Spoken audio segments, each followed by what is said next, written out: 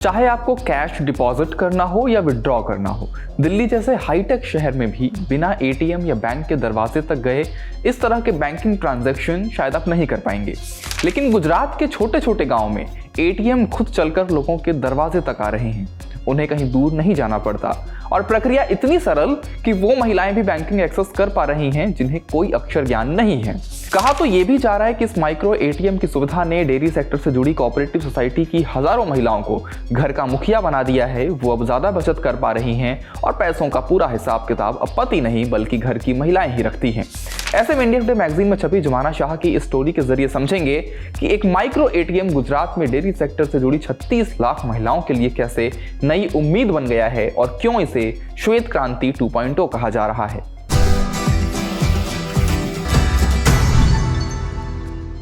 नमस्ते, मेरा नाम धनंजय है और आप देख रहे हैं इंडिया टुडे हिंदी। आपकी स्क्रीन पर दिख रही इस तस्वीर में पंचमहल जिले की महुलिया गांव की एक महिला पशुपालक कोकिलाबेन है। एक बैंक मित्र भी हैं जिनका नाम कल्पेश पटेल है।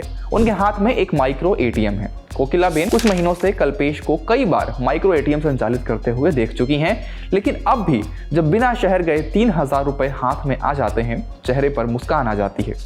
दरअसल सरकार ने पिछले साल जून में सहकारी समितियों के बीच सहयोग पहल के तहत एक पायलट प्रोजेक्ट शुरू किया था, जिसमें गुजरात के 2 जिलों पंचमहल और बनासकांठा में बहुउद्देशीय प्राथमिक कृषि ऋण सहकारी समितियों यानी MPACS की हजारों महिला सदस्यों को डिस्ट्रिक्ट कोऑपरेटिव सेंट्रल बैंक्स की माइक्रो एटीएम सुविधा का इस्तेमाल करने के लिए डेबिट और क्रेडिट कार्ड दिए गए। इसका उद्देश्य था कि डेयरी सेक्टर से जुड़ी महिलाओं को सशक्त बनाया जाए और उन्हें बैंकिंग में आसानी हो। सबसे अहम बात यह है कि बैंक के दूर होने की वजह से आमतौर पर बैंकिंग से जुड़े सारे कामकाज केवल पुरुष ही करते थे, लेकिन माइक्रो एटीएम की वजह से घर के दरवाजे पर ही 24/7 बैंकिंग सुविधा उपलब्ध है। हमने महिला किसानों को बैंकिंग सेवाओं के इस्तेमाल के लिए प्रशिक्षित किया है और वे घर से ही पूरा वित्तीय कामकाज नियंत्रित करती हैं। यह किसी मौन क्रांति से कम नहीं है। Micro ATM point of sale दरअसल एक मोबाइल डिवाइस की तरह होते हैं जो बैंक सर्वर से जुड़े होते हैं। इनके जरिए नकद जमा, निकासी, फंड ट्रांसफर और बैलेंस की जानकारी लेने जैसी बुनियादी बैंकिंग सेवाएं हासिल की जा सकती हैं। मदद के लिए एक ट्रेंड स्थानीय बैंक मित्र मौजूद रहता है। जब भी कोई ट्रांजैक्शन करना हो तो बैंक मित्र को बुला लीजिए। कैश डिपॉजिट करना हो या निकालना हो, वो माइक्रो एटीएम के जरिए आपका काम कर देगा और कहीं जाना भी नहीं पड़ेगा। क्योंकि ज्यादातर महिलाएं डेयरी सेक्टर से जुड़ी हुई हैं, तो शाम में दूध के कारोबार के लिए जिस जगह पर महिलाएं जुटती हैं, उस एक पॉइंट पर बैंक मित्र मौजूद रहता है। वहां से भी लोग अपनी सहूलियत के अनुसार ट्रांजैक्शन कर सकते हैं। ये लाइव बैंकिंग की तरह ही होता है। एक इंटरेस्टिंग चीज मुझे देखने को मिली जब मैं वहां पे महिलाओं से मिली कि पहले महिलाएं कभी भी बैंकिंग खुद नहीं किया करती थी। बैंकिंग हमेशा पुरुष किया करते थे। जबकि डेयरी फार्मिंग जो है, जो गाय भैंस को संभालना, उनका जो दूध निकालना और मंडली पे जाके जो दूध डिपॉजिट करना, ये जो सारे काम है, खास करके गाय भैंस को संभालने का जो पूरा काम है, जो कोर काम कहते हैं जिसको एनिमल हस्बेंड्री, डेयरी फार्मिंग का, ये काम करती है महिलाएं। लेकिन जो मनी मैनेजमेंट, जो रुपए पैसे संभालने का काम है, ये सारे पुरुष किया करते थे।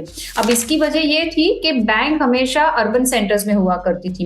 एटीएम्स है या कोई भी तरह की बैंकिंग सर्विसेज करनी हो, बेसिक बैंकिंग सर्विसेज आपको जो पैसे उठाने हैं, निकालने हैं, कुछ पैसे ट्रांसफर करने हैं किसी को, ये सारे हुआ करते थे अर्बन सेंटर्स में।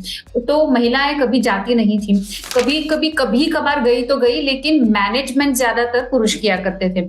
अब ये माइक्रो एटीएम लाने से एटीएम्स लेके जो बैंक मित्र है, जो उनके गांव का बैंक मित्र है जिसको ट्रेन किया गया है, वो खुद जाता है उनके घर पे, उनके हर एक महिला के जो उसके आंगन में जाके वो लोग बैंकिंग वहां पे करते हैं। सरकार के इस प्रोजेक्ट का संचालन national bank for agriculture and rural development यानी नाबार्ड कर रहा है, जिसने पंचमहल और बनासकांठा में ऐसे 1732 माइक्रो एटीएम तैनात किए हैं। इसके अलावा महिलाओं के लिए 824 डिजिटल लिटरेसी कैंप लगाए गए।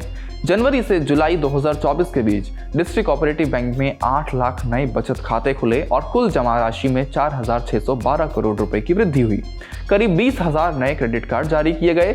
इसमें 1031 और महिला मिल्क सोसाइटीज को और 1,87,000 नए मिल्क प्रोड्यूसर्स को जोड़ा गया। इसे श्वेत क्रांति 2.0 का नाम देते हुए केंद्रीय गृह और सहकारिता मंत्री अमित शाह कहते हैं गुजरात में 36 लाख महिलाएं डेयरी क्षेत्र से जुड़ी हैं और सालाना 60,000 करोड़ रुपए का कारोबार करती हैं। श्वेत क्रांति 2.0 महिलाओं को सशक्त बनाएगी। जब उनके नाम पर बैंक चेक आएंगे तो उनकी खुशी कई गुना बढ़ जाएगी। I think it's just a matter of time, बस थोड़े समय की ही बात है। ये गुजरात के बाहर मुझे मेरे अंदाज से 1 साल के अंदर अंदर ये कोऑपरेटिव मूवमेंट जहां जहां पे चल रही है, सहकार से समृद्धि मूवमेंट जिसको ये कह रहे हैं, तो कोऑपरेटिव मूवमेंट जहां पूरे देश में चल रही है और जहां जहां पे डेयरी फार्मिंग जो एक्टिव है वहां पे तो ये सीधा मॉडल रेप्लिकेट होने वाला है। ये बात चल रही है गुजरात में तो होने ही वाला है। ये तो चीफ मिनिस्टर भूपेंद्र पटेल ने ऑलरेडी अनाउंस कर दिया है और यही साल में हो रहा है ऑलरेडी।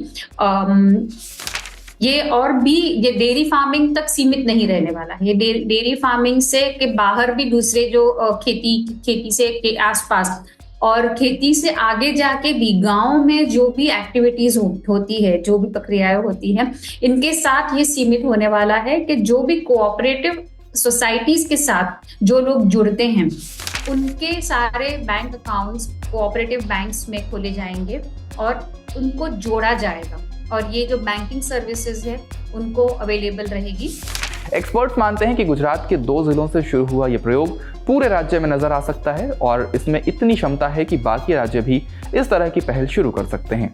इस माइक्रो एटीएम पर आपका क्या मानना है, हमें अपनी राय कमेंट बॉक्स में जरूर बताएं। इस वीडियो में इतना ही, शुक्रिया।